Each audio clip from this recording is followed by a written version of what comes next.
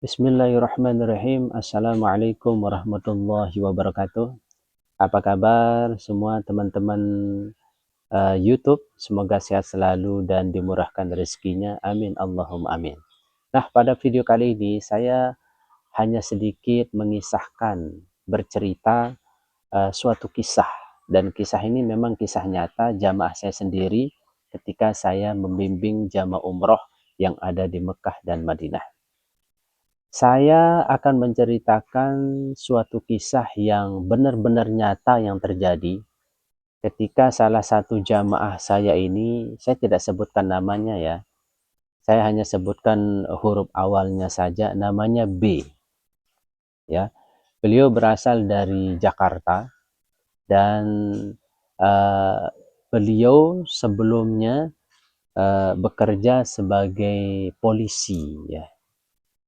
Beliau bekerja sebagai polisi di Polda Metro Jaya kalau tidak salah. Nah, waktu itu, tapi beliau sudah pensiun, sudah lama beliau bekerja sebagai polisi dan beliau sudah pensiun. Nah, ketika uh, berada di Indonesia, dia biasa-biasa saja. Ya, ketika berada di Indonesia, dia biasa-biasa saja. Dan anehnya, ketika berada di bandara, ini di bandara Indonesia loh ya, saya diceritakan oleh temannya sendiri ya, apa namanya, satu rombongan juga ketika berada di Indonesia, terutama di bandara.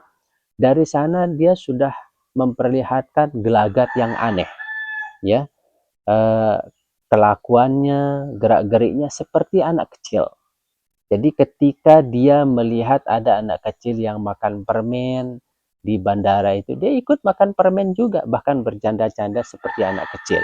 Dari sanalah kelihatan ya, apa namanya, suatu ujian bagi Mr. B ini sebelum berangkat ke tanah suci.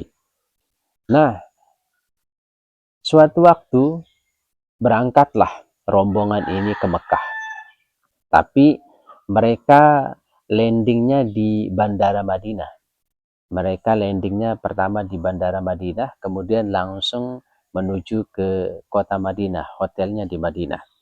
Yang paling aneh, sebelum saya melihat Pak B ini, saya diceritakan, bahkan diberitahu oleh salah satu uh, temannya, bahwa dia mengatakan, Pak Ustadz, tolong Pak Ustadz harus jaga bapak ini. Bapak siapa Pak? Pokoknya bapak ini, dan dia itu aneh orangnya. Ya, aneh orangnya, memperlihatkan gelagat-gelagat yang tidak biasanya. Dan memang betul terjadi. Ya, baru saja turun dari bis, belum masuk ke hotel, dia sudah kelayapan kemana-mana. Kemudian temannya ini langsung memberitahu saya, nah itu kan Pak Ustadz, saya bilang, itu dia tuh. Orang ini hotelnya, kenapa dia pergi kelayapan? Langsung saya kejar dia. Begitu saya kejar, kemudian saya bujuk, masuk ke hotel. Akhirnya beliau masuk ke hotel. Nah, ketika berada di hotel, di sana memang seperti biasa, tidak ada gelagat yang aneh. Nah, singkat cerita teman-teman, ketika saya ajak Pak B ini sholat di Masjid Nabawi, sholat berjamaah, kebetulan saya 3 orang. Selesai sholat di Masjid Nabawi, sholat maghrib, Assalamualaikum, Assalamualaikum. Lalu Pak B ini langsung mengatakan begini, ayo Pak Ustadz, saya mau pergi. Pergi kemana? Saya ada meeting. Meeting kemana? Di Polda. Astagfirullah Pak, ini di Madinah, di Masjid Nabawi. Polda nggak ada di sini, Polda ada di Indonesia.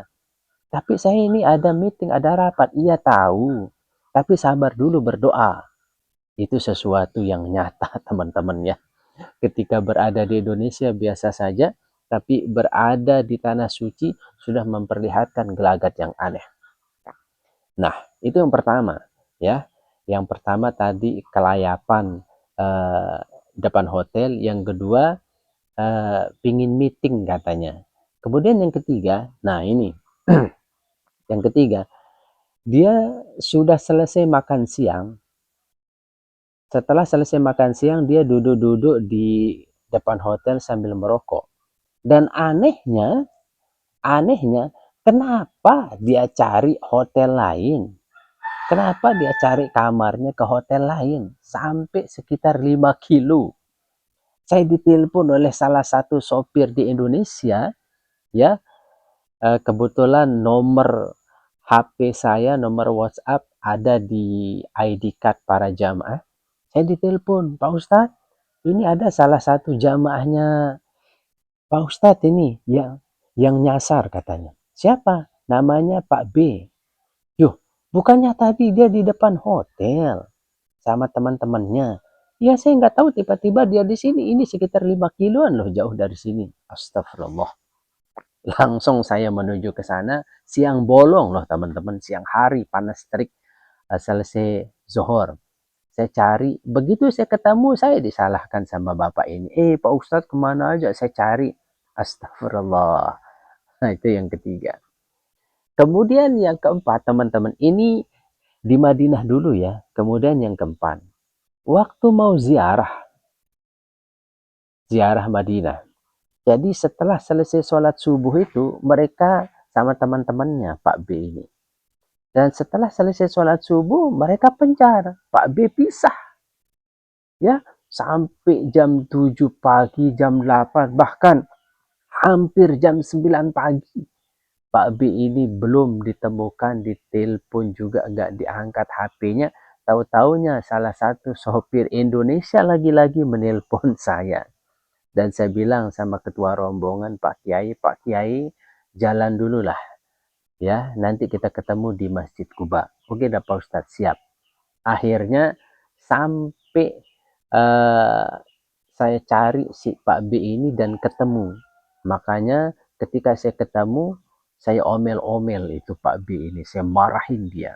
Kalau dimarahin dia ngerti, kalau dimarahin dia paham. Diam dia. Apa katanya?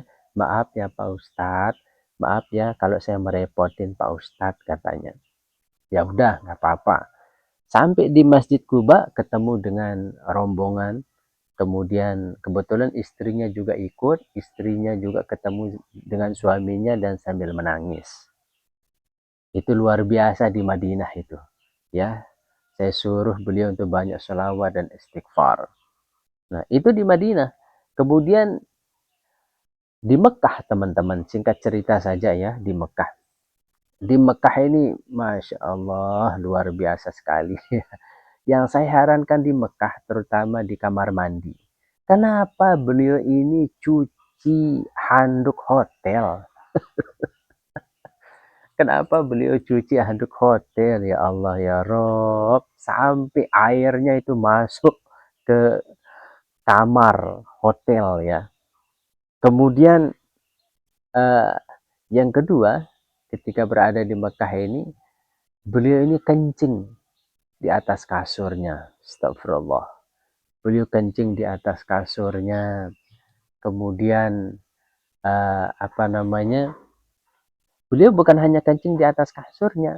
Beliau kalau tidak tahan itu kencing dia di tembok di pinggir kamar mandi. Aduh baunya luar biasa. Makanya saya siram, dia teman-temannya juga banyak yang jengkel, yang satu kamar. Tapi saya bilang sama teman-temannya, sabar. Tidak apa-apa, ini ujian. Nah, kemudian pada tengah malam saya tidur sama Pak B ini. Saya disuruh jaga oleh istrinya. Kemudian saya kunciin itu kamar mandi. Ya, begitu saya kunci kamar mandi, ternyata apa namanya dia bisa keluar juga, keluar pada tengah malam. Dan anehnya luar biasa, di sana orang yang baru pulang umroh duduk-duduk tidur-tiduran di sofa, mereka dia melihat ada kacamata dan HP itu dipegang oleh si Pak B ini, kacamata dan HP-nya. Kacamata dan HP-nya dipegang, kemudian dia dipakai kacamatanya, kemudian HP-nya juga dipegang. HP dan kacamata jamaah yang baru pulang umroh, yang ketiduran di sofa dipakai sama dia.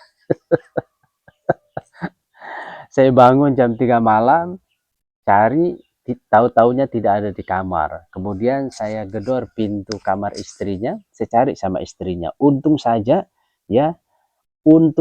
dia tidak di luar hotel. Kebetulan hotelnya waktu itu di Mekah, Hotel Anjum. Kalau dia di luar hotel, aduh, susah dah saya cari tengah malam sampai subuh bahkan sampai pagi. Tapi untung saya temukan dia di lobi. Kebetulan dia pakai HP orang, kemudian orang itu nelpon dan alhamdulillah ketemu. Nah, itulah salah satu ujian ya.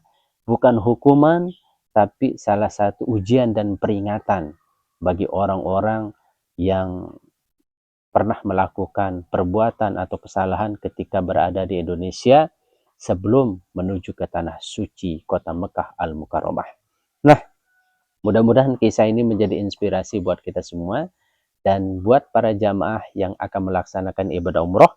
Sebelum berangkat ke tanah suci, maka banyak-banyak bertobat, banyak-banyak berdoa, banyak-banyak istighfar sebelum ada hal-hal aneh yang kalian temukan nanti di tanah suci Mekah Al-Mukarramah.